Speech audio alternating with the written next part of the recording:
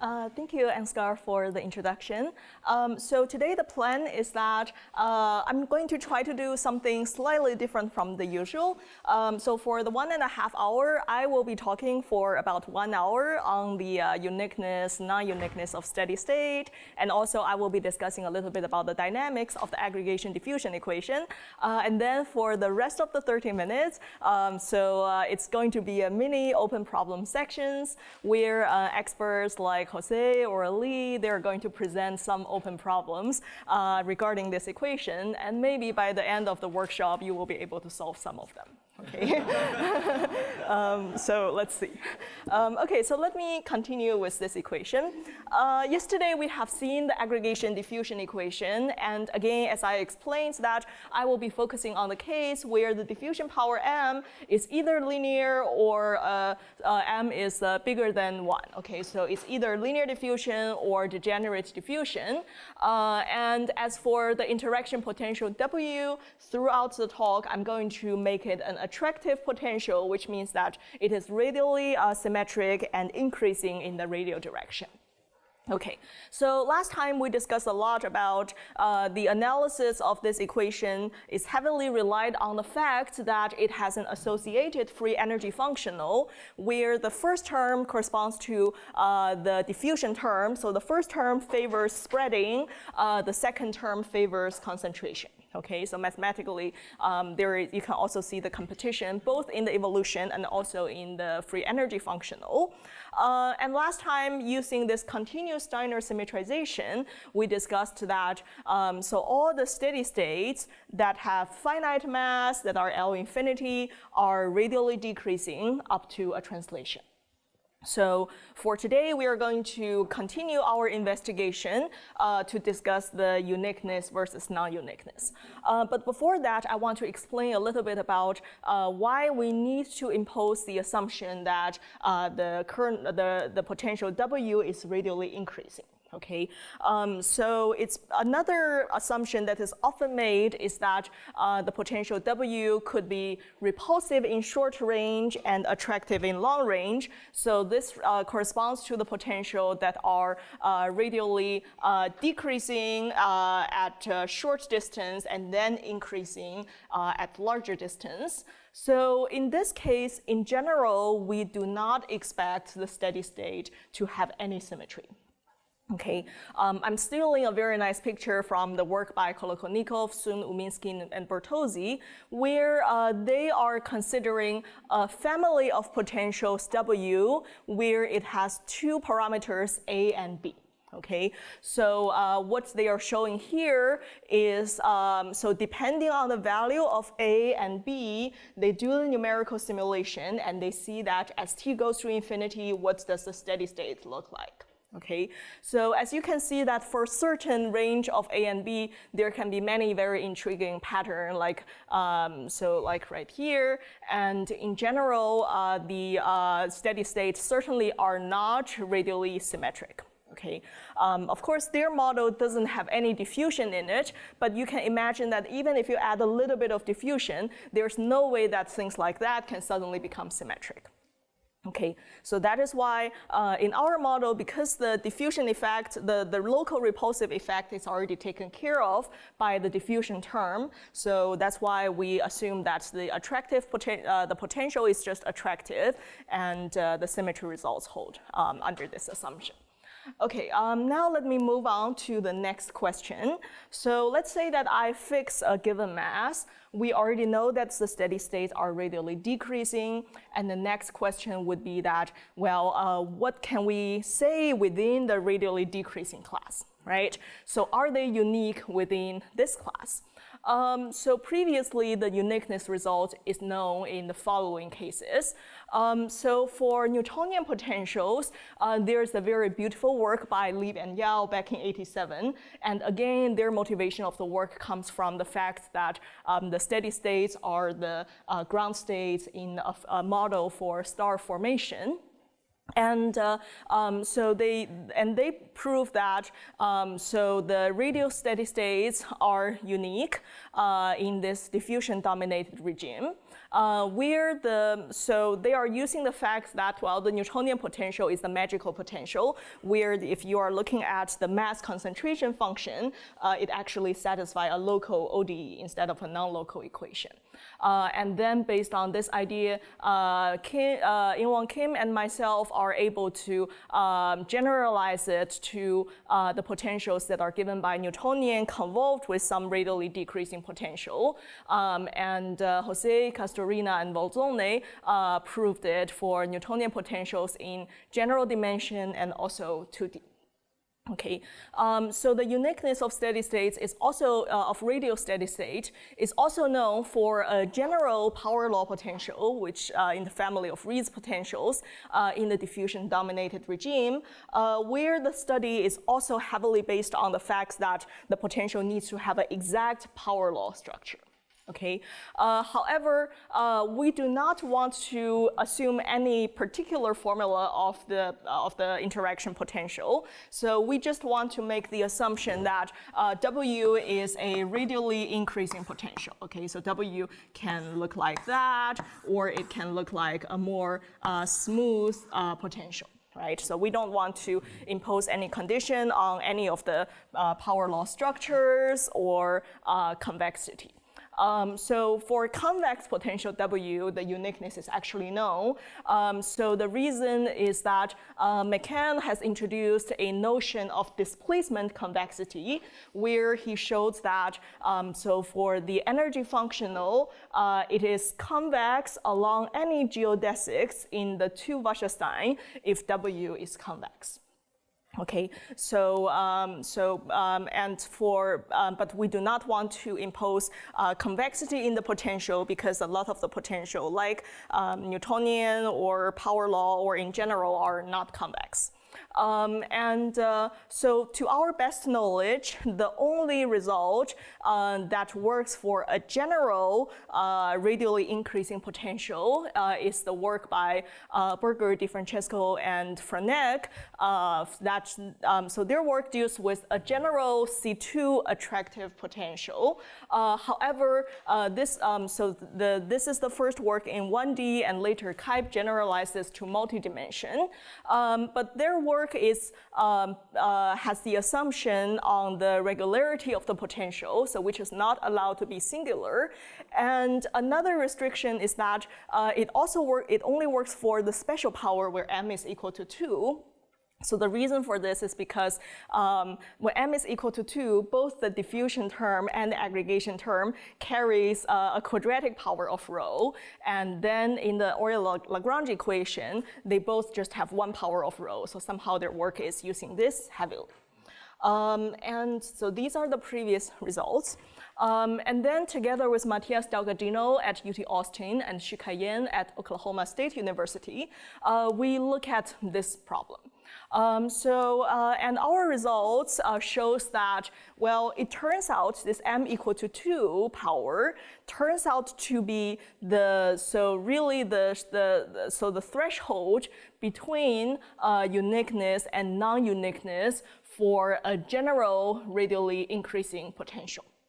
Okay, so on the one hand, we show that as long as the power m, this power for diffusion, is bigger than or equal to 2, then for any potential that is attractive, so our assumption is that, well, it cannot be too singular at the origin, right? So, but our assumption is a pretty mild one, because if you think about the most singular power potential that is locally integrable, it will be r to the minus d plus something, right? So, and then we allow w prime to be exactly that thing minus 1 power. Right, so in that sense, it covers all the power law potential or potentials that looks like that. So under this assumption, we show that there is at most one radially symmetric steady state for any given mass. Okay, so the radial symmetry, we don't need to show it, it's already known before, but under this class, we show that there is at most one of them. So the proof idea is actually based on a very naive idea that we learned from calculus. That is, we try to construct a curve between two steady states that has certain convexity. Okay, so towards a contradiction, let's say that suppose we have two radial decreasing steady states with the same mass. So let's call them rho 0 and rho 1. Okay, so we want to say that this is not possible, right? We want to say that assuming this is the case, at least one of them must actually not be a steady state, so that we have the uniqueness. Well, how do we show that? Well, the idea is that we try to construct some interpolation that connect along these two radially decreasing steady states, such that the energy functional along this curve is strictly convex. Okay, and then why would that be enough to say that, well, they cannot be both steady state? Because steady states are critical point of the energy functional, right? Assuming there is a rigorous gradient flow structure. And then if we are able to construct interpolation, let's call this rho t, where t equal to 0 it becomes rho 0, t equal to 1 becomes rho 1. Okay, so as long as this energy is strictly convex, then we learned from freshman calculus that, well, you can't have a convex function connecting two critical points, right? So if any convex function need to look like this or that, where there will be at least one endpoint where you are really, when you are following the curve, you are sliding down with of order 1, right? So you cannot possibly have both of them as critical point. Okay, so that is the overall game plan. Of course, it's a very simple, naive idea, right? And then here comes the difficulty. That is, how do we construct such an interpolation, right? Our starting point is to try out some of the usual suspects. So how would we interpolate between two radially decreasing function? Well, initially we think, well, let's try linear interpolation, right? Which is the easiest one can think of. It turns out it doesn't work because for the linear interpolation, so there are two terms in the energy functional, right? Again, we hope the convexity would work for both of them. For the first term, the integral of rho to the power m, that one is actually convex along the interpolation as long as m is bigger than 1. So that term is okay. But then when it comes to the interaction energy, it turns out it's only convex along the linear interpolation if the Fourier transform of the potential W has a sign. Okay, so, but we do not want to assume that the Fourier transform has any particular sign. The only thing that we want to assume is that W is a radially increasing potential. So unfortunately, that interpolation doesn't work. And then the next suspect that we tried is, well, what about we do the two Wasserstein geodesics connecting rho 0 and rho 1. And for that interpolation, it turns out the entropy is convex along the interpolation as well, which can be, you can find this result from the Villani's book on optimal transport. But again, the troublemaker is the interaction energy, because in order for the interaction energy to be convex along these two Wasserstein geodesics, it turns out one needs the potential W to be convex, so which is exactly the displacement convexity of McCann's result, right? But again, we want to be able to consider a general radially increasing potential W, so we don't want to impose convexity on it either. Okay, so we were disappointed that the usual suspect cannot give us the convexity that we wanted. And at the end, we constructed the following weird interpolation that turns out to work. So this is like the main result of our work. So the interpolation curve is defined in the following way.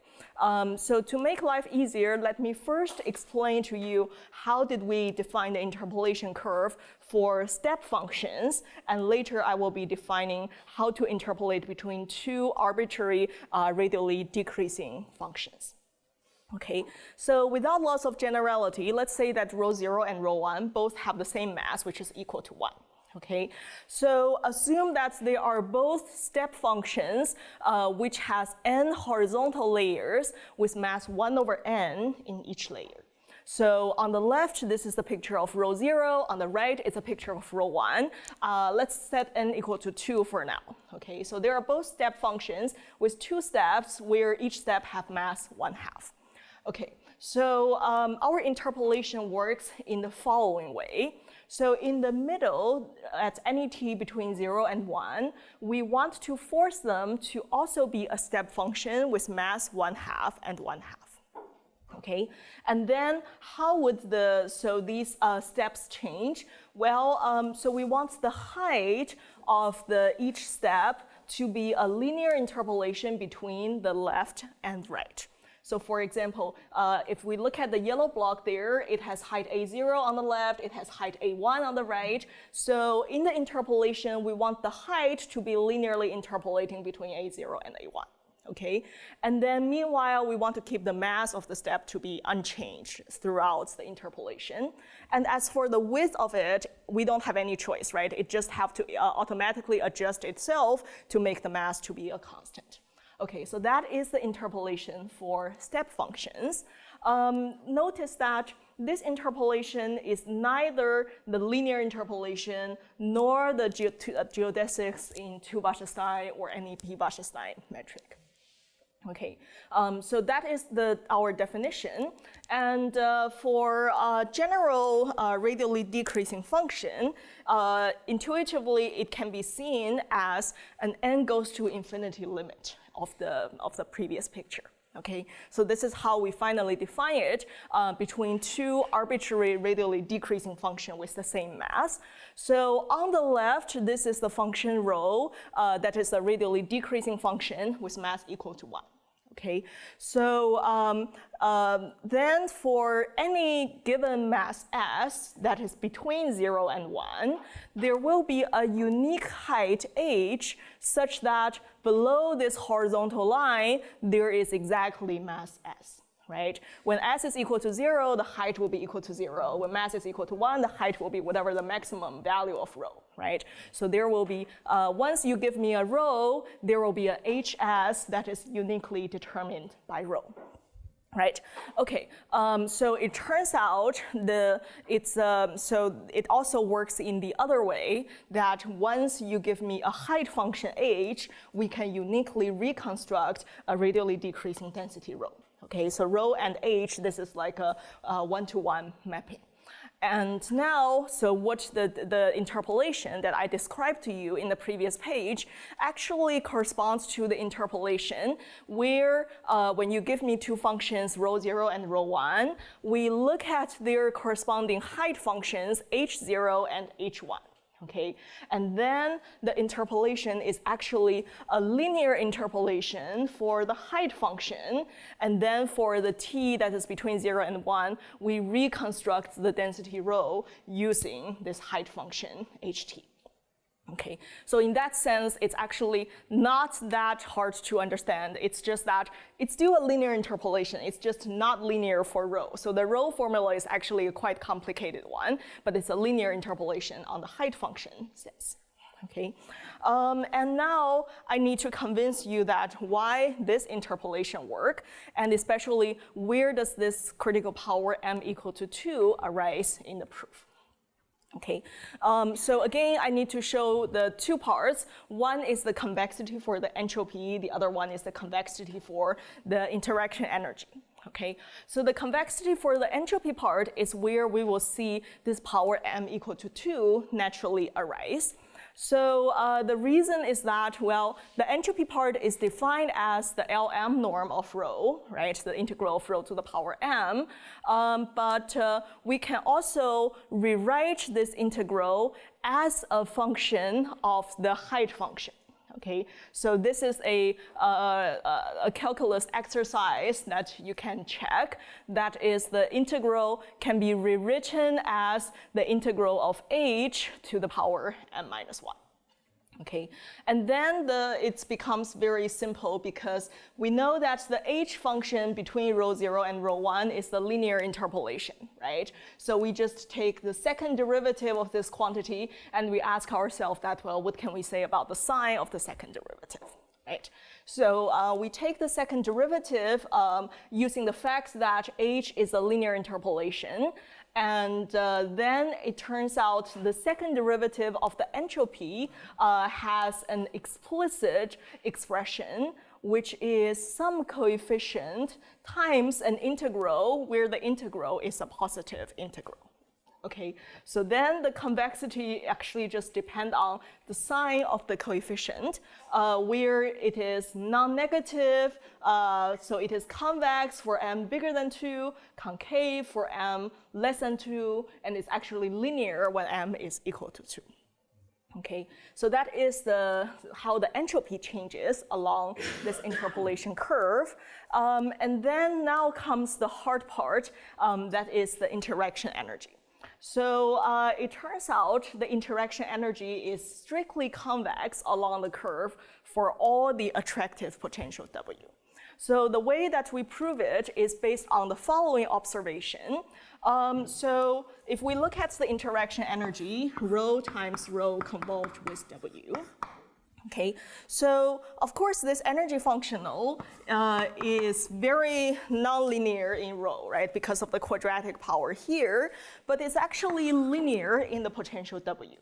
So which means that, well, for any potential W that is a radially increasing potential, we can actually pretend that W is, let's say, a sum of these functions that are just characteristic functions, right? So for that reason, if we want to show that this interpolation is convex along such interpolation, we do not really need to consider a general radially increasing potential W. We only need to prove the convexity if W is given by the form of a characteristic function of any ball, right? A negative characteristic function of any ball. So we only need to consider W that is a form of the form that is a step function that looks like that. Right? If we can prove it for any size of the ball, then by summing them together like this, we get convexity of all the radially increasing potentials, right? So then, so that is making our potential look a lot simpler. And another thing is that, well, because our interpolation is based, so if you think about the step function idea, right, then our rho can be seen as a sum of these step function, right? So we only need to show that, well, for the interaction energy between two single steps, as we are doing this interpolation, the energy is convex. And then we sum over the interaction energy among any of the two steps, right? So that makes our life easier because we just need to focus on the case where rho is a single step, right? Well, these two rho are interpolations between different steps. Okay, and then the proof turns out once we do this simplification, the proof is much easier in 1D. However, in multi-dimension, at the end we figure it out through a very painful and long computation, which is the computation that we have done once in our life, and then we checked it for another time in our life, and then we think that's enough. It's just too messy. Okay, so we don't know whether there is any easy, simple understanding of this, but at the end, we were able to show that, well, this interaction energy is strictly convex. And by adding the two parts together, right? So it means whenever m is bigger than or equal to 2, we are having both parts of the energy are convex, and therefore the total energy is indeed convex along the interpolation, which leads to uniqueness. But for m less than 2, we're adding a convex part with a concave part. Nothing is known. Right. Okay, so that is the proof for uniqueness. And now you may wonder that, well, it's clear to see how this proof fails for m less than 2, but is this just the limitation of our approach, or is it really because there is non-uniqueness? Okay. Of course, by non-uniqueness, it's not for every potential, right? Because we know that for these Newtonian potential, Rees potential convex, of course, for these, there is still uniqueness. But we are wondering, is it possible to have non-uniqueness for some radially increasing potential? And we were indeed able to construct such an example with Matthias and Shikai. So the idea is as follows. For any m that is between 1 and 2, here the fact that m strictly bigger than 1 is actually important, and you will see how it will use that. So we show that we can construct a smooth attractive potential W that leads to an infinite sequence of radially decreasing steady state where all of them have the same mass. Okay, so the idea of the construction is, and by the way, so combining this with the previous uniqueness result, it shows that this power m bigger than or equal to 2 is indeed sharp. Okay, so the construction works in the following way. Let me start with a very nice potential W, let's say a quadratic potential or something like that, okay, such that we know that it leads to a steady state, which we call rho s. Okay, so the nice thing about our assumption m strictly bigger than 1 is that we know under that assumption, so the steady state that we have is not going to have an infinite support. Okay, so when m is equal to 1, every steady state will have an infinite support, but when m is bigger than 1 in the degenerate diffusion regime, the steady state actually have a compact support. Okay, so what is nice about compact support is that, let's say we have found one steady state and we call the size of the support to be R, and I want to now modify the tail of W. Okay, so I want to modify the W only outside of radius 2R. Why 2R? Well, because inside the support of rho s, it's a ball of size r, right? So it means for any two particles that are living in the support, their distance is going to be at most 2r. So now if I modify the interaction potential outside of the range 2r, none of these particles in the steady state will be realizing the potential is changing. Right? So it means no matter how we modify the tail after 2r, rho s is going to happily sit there as a steady state. Right? So now our goal is that, well, is it possible for us to modify the tail after 2r in order to lead to a new steady state? Right, so the main step is, well, we show that this is possible, and the modification that we are going to make is as follows. So between 2r and 3r, it's going to be the transition regime because we cannot like suddenly change it to make the slope constant. But outside of 3r, we want to modify the potential such that it is very flat. It's not exactly flat, but it's growing very slowly at a slope that is a constant k that is much less than 1. Okay, so we force the potential to have that slope outside of the radius 2r, and then between 2r and 3r, we just make it connect the two parts smoothly.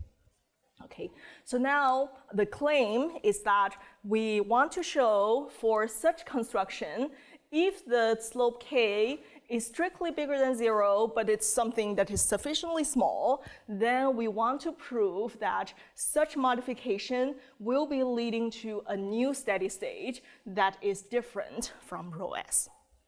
Okay, so now let me try to explain why do we want to modify the potential in this way. What is the point to make the tail very flat? Okay, so let's consider the extreme case. Suppose I modify W such that it becomes completely flat after radius 3r. Okay, so for such potential, when W is a constant outside of some radius, first of all, one can shift up and down W, right? So when you add a constant to W, the dynamics will not change because the gradient is going to hit W. So now, without loss of generality, if W is a constant after some radius, we can say that, well, the W has value 0 along here, right? So in this case, if W is completely flat, then it would be a kernel that has compact support. And in particular, it's going to be an integrable kernel. Okay, so now I want to convince you that if our potential W is an integrable kernel, so it's in L1, then an integrable kernel has the property that if the initial data is very flat, it would want to spread even more. Okay, so why is this? Of course, the actual proof doesn't go in this way, but a lot of the time, so in order to see like which result should we expect, it would be helpful to do a scaling argument. Okay, so now suppose I start with an arbitrary density rho. Let me do the scaling to keep the mass of rho, but make it very flat. Right? So this is also the same heuristic yesterday I showed you just to formally figure out whether we should expect blow up or not. But this time the scaling that we are going to do is instead of making it very concentrated, we are going to make it very flat, and we want to see that whether it is energy favorable for the solution to spread even more, to be even flatter. Right, so now it's about when lambda is very close to 0, whether it's energy favorable for lambda to become even smaller or not. Right?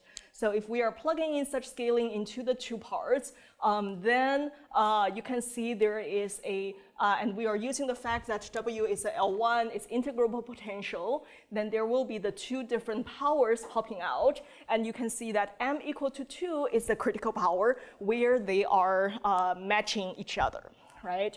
And whenever M is bigger than 2, so the energy will be already negative for sufficiently small lambda, but it will be going to 0 if lambda all the way goes to 0, which means that it's not energy favorable for a very spread solution, for a very flat solution to spread even more. Okay, and actually this is a regime where Jacob Bedrosian shows that there always exists a steady state, right? And so this intuition match the result. But when M is between 1 and 2, then this is a regime where it is indeed energy favorable for the solution to become even flatter. Okay, so of course this is just a heuristic where we can just formally expect this should be the behavior. The actual proof always have to go in the way that, well, you need to be controlling it rigorously, right? So to justify the heuristic, we use energy estimates. We are tracking the certain LP norm of a very flat initial data, and we want to show that the norm will be further decaying. Okay.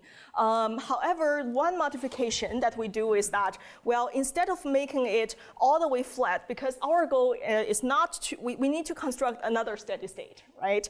If they spread all the way to 0, then we don't have any new steady state. So we want to prevent them from, we want them to spread, but we don't want them to go completely to infinity, right? So the way that we do it is, well, instead of making this really exactly flat, we make them grow with a very small slope, right?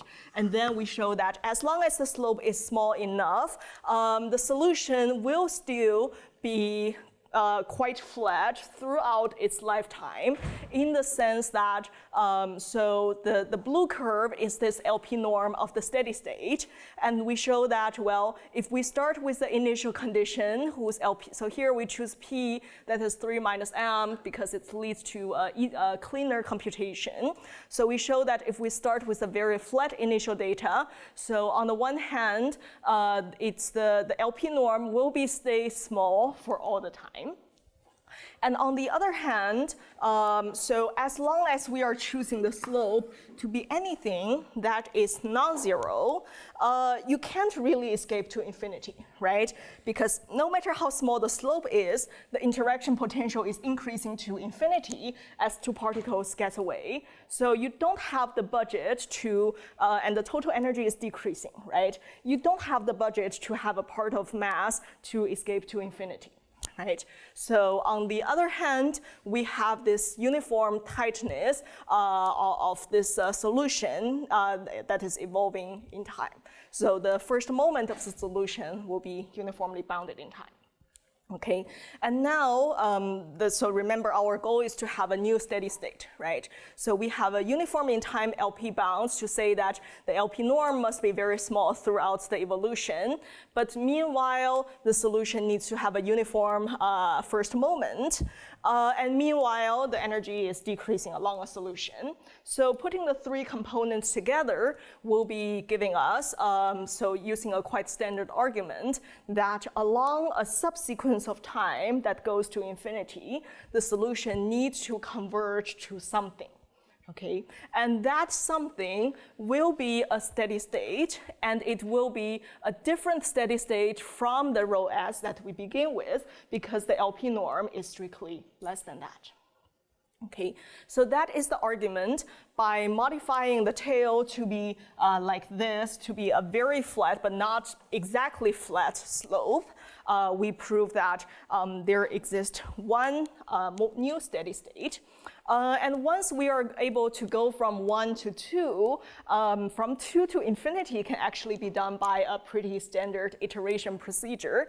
So the idea is that, well, what I was showing you is the step where we can start from one steady state and then go to the other one, right?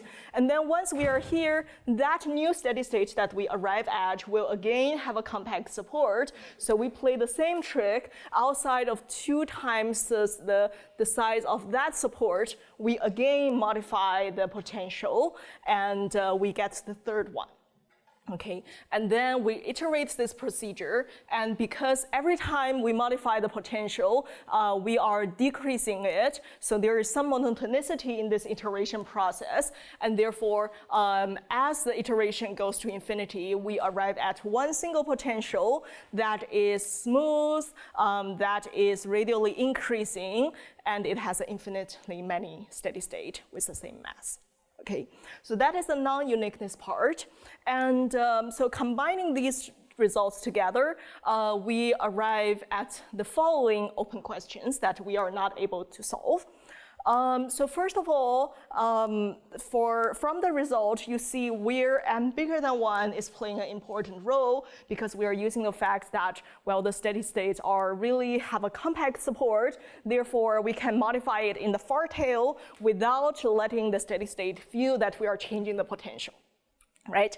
But if m is equal to 1, we cannot do this anymore, because every steady state will have infinitely support, and any modification of no matter how far away of the tail will immediately change the steady state, right?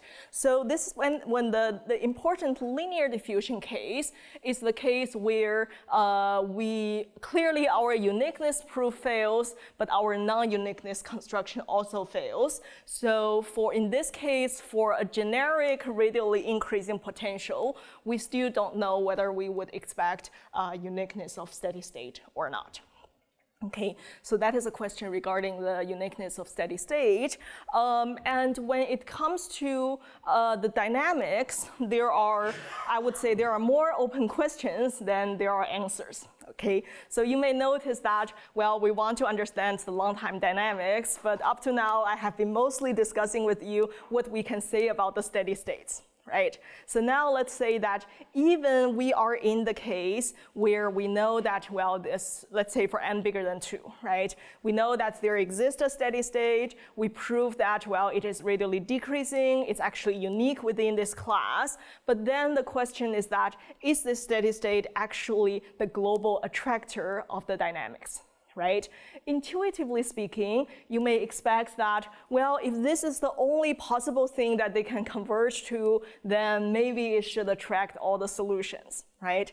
But in the reality, in order to show this, there's one thing that we need to rule out, that is, we need to rule out that, so let's say, suppose you have mass 1 to begin with, right? So you know there is this guy, there is this unique steady state with mass 1, and you hope the solution would converge to it.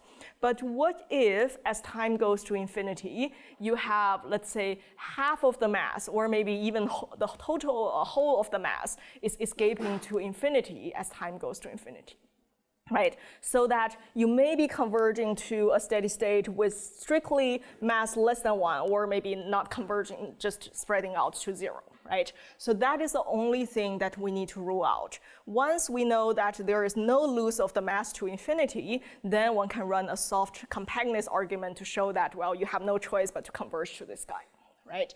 But ruling out the fact that the mass can go to infinity, in my opinion, is a very difficult problem. So I have no idea how to approach this problem. And in my opinion, the best progress in this direction is by Ruiwen Shu, where he proved that for sufficiently large m, so he can rule out the escape of mass in 1D and 2D. Okay, but in general, this problem remains largely open, even among radial solutions. And another question that I would like to discuss a bit is that, well, there are cases where there are no blow-up, but no steady state either. Okay, so in that case, what can we say about the long time? Because the previous question is about when we have a unique steady state, do we expect it to be the global attractor? And the next question is about when we know that there are no steady state at all, what can we say about the dynamics? So I would like to also briefly discuss this direction. Okay, now one case that leads to, one example that leads to such case would be the aggregation-diffusion equation with linear diffusion and a bounded interaction potential.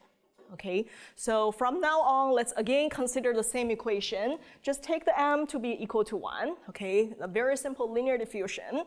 And as for the potential W, I'm going to assume that it is a bounded potential. So W is in L infinity. For simplicity, we also assume gradient W is L infinity so that this condition is enough to ensure global well-posedness. Okay, but really, if you don't want to consider these technical assumptions, think about W as a Gaussian or something like that. Okay, so the smoothness is no issue. It's a bounded potential.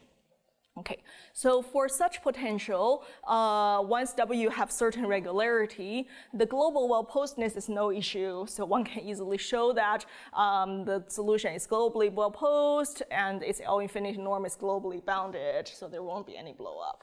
Okay, in this case, for any bounded potential W, there is the very simple but very clever argument by Jose and Delgadino and Patachini, where they prove that, well, so for any bounded W, there won't be any steady state with finite mass.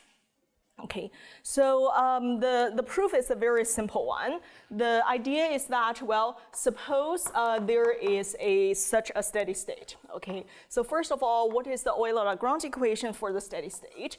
Well, if we force ourselves to write it into one single transport equation, so this part will be the gradient of log rho plus W convolved with rho. Right? And therefore, if there is a steady state, one can check that this thing has to be equal to a constant. Okay, so that is the Euler-Lagrange equation. And then starting from that, one can move log and W convolved with rho into two sides, okay, and then take the exponential of it. So then what we get is that because rho is in L1, assuming it has finite mass, W is bounded, W is in L infinity, so W convolved with rho will be bounded, right? It has a finite L infinity norm. And therefore, one can get that, well, rho will be equal to e to the something, where that something is bounded. In other words, rho will be bigger than a constant everywhere in the domain. Right?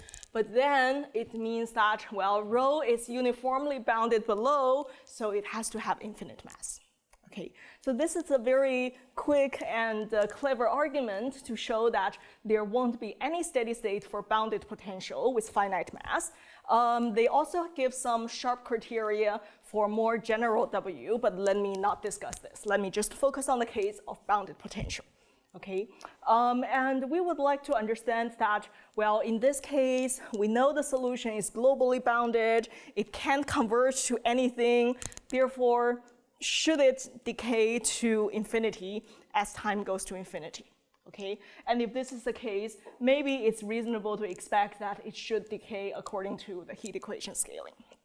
Okay, so before I show you what actually works out, because this is a summer school, so I would also like to show you some failed attempts, okay? And these are also leads to some interesting results that I didn't know before I worked on this project. So our first attempt is that, well, it's actually, we are studying the aggregation-diffusion equation, but when W is bounded, we know that for any given time, W convolved with rho will be a smooth bounded potential. Okay, so now the question is that, well, what about we treat it as a Fokker-Planck equation, where we treat this phi, which is actually W convolved with rho, as a given function.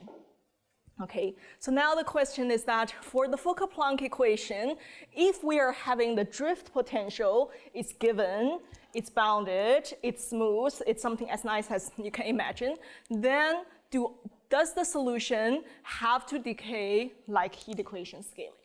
Okay, so now I want to see what is your intuition about it.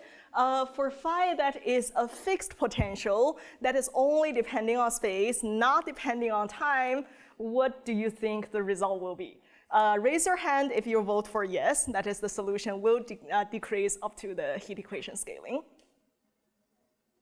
I know there's no time for you to actually do the computation. Follow your instinct, okay? You have to vote for one direction. Raise your hand if you vote for yes. Okay, raise your hand if you vote for no. Okay, so I see that there are slightly more yes than no. What about the rest? Do you already know the answer or you don't care about Fokker-Planck? So the answer for this question, when phi is a fixed potential, is actually yes. Okay, so the reason is because if you introduce a new variable, rho times e to the phi as a new variable, then it satisfies this equation that you can easily check. And for this u function, so you can check that its weighted L2 norm is decaying like the heat. So if you have the vanilla heat equation, ut equal to Laplace u, then you do the time derivative of the integral of u squared, you get gradient u squared, right? So that is what we learned in the freshman calculus.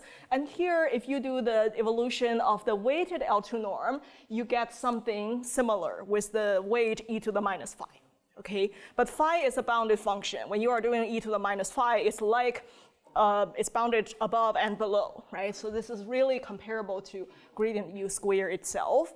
And then you can do, so the same way how for heat equation, how you get that its L2 norm is decaying with a certain power law, you can also argue that the L2 norm of u is decaying with the same power law. Okay, and the same thing also works if you are changing the power 2 into any LP. So for this case, if phi is a fixed function that in time, then it's actually decaying. What about the phi that is changing in time? Suppose it is the given smooth function that is bounded, but it is fluctuating in time. Is there anyone that would still vote for yes? Okay, Rishabh, and a few of you.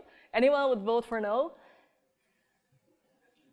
Is the bound uniform in time? Yeah, let's say phi is a very nice function whose spatial derivative, time derivative is uniformly bounded, and phi itself is also uniformly bounded in time. You would still vote for yes? Okay, so I see that there are also a few of you vote for no. So the answer is actually no in this case, okay? Otherwise, if the answer is yes, then we would be done, right? We would just set phi equal to W convolved with rho, then that's done.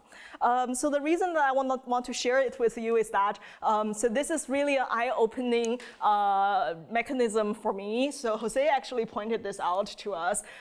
So that was back in 2018, and that is how I learned about this flashing ratchet mechanism. Okay, so at the end, of course, this is a failed attempt, but I think this is such a nice mechanism that I didn't know before, so I would like to share it with you. In this case, there is actually this counterexample that when you are doing pure diffusion versus a drifted diffusion, where the drifted diffusion is called the flashing ratchet, then there is a mechanism where you can shift the mass, you can ship all the mass into one direction as time goes to infinity. Okay, so this is how it works. By drift on and off, it means that I'm going to run the Fokker-Planck equation with a potential phi that is a periodic in time. Okay, so for time 1, I'm going to turn on the potential. For time 1, I'm going to turn off the potential, and this is going to repeat on and off. Okay, so the drift off process is simply just the linear diffusion. Okay, now the magic happens in drift on time. So the potential is this sawtooth potential, but it is asymmetric. Okay, so now what happens is that, let's say, suppose I have some initial condition that is concentrated within this one period of the sawtooth, right? If the sawtooth is symmetric, then the drift would be pushing it towards the center, right? But the sawtooth is unsymmetric, so during this drift on process, after time 1, it will be concentrated around the lowest point of this potential phi, which means that for anything that is starting within this period, after the drift on process, it will be concentrating more towards the right of this interval.